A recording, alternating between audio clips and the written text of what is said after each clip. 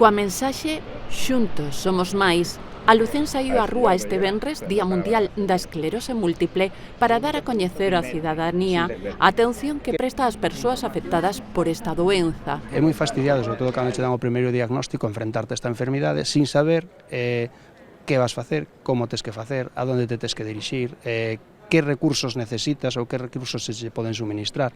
E a maiores nosotros o que facemos son servicios, por exemplo, de fisioterapia, porque esa xente ten dificultades de mobilidade, casi todos eles, entonces axudanlles a esa.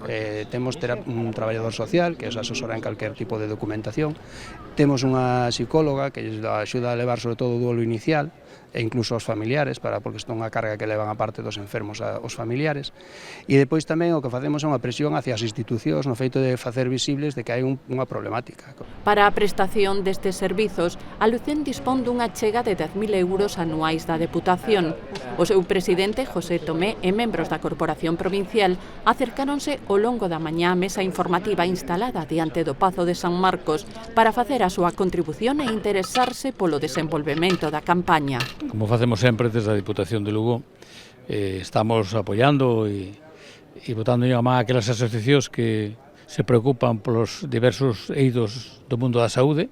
En este caso falamos da esclerose. O que fai falta é investigar moito aínda para que estas enfermedades, por un lado, a esclerose múltiple sea moito máis levadeira para os pacientes e se poda, se non curar, convertir nunha enfermedade crónica e, desde logo, que ela teña polo menos tamén unha situación de tratamento que ahora mismo non ten, non? Así que, polo tanto, nós vamos sempre a estar apoiando este tipo de iniciativas. A chamada enfermidade das 1000 caras afecta na provincia de Lugo a 600 persoas.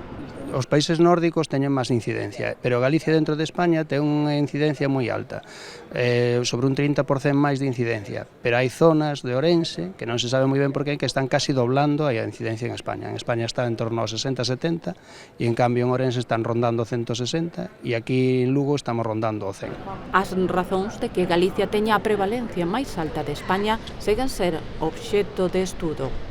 Non descartan incidencia genética, pero non lle dan valor, non descartan a alimentación, non lle dan valor, si saben que empeoran moitos os síntomas certas destas problemas, pero que non é nada que lles diga o que pasa.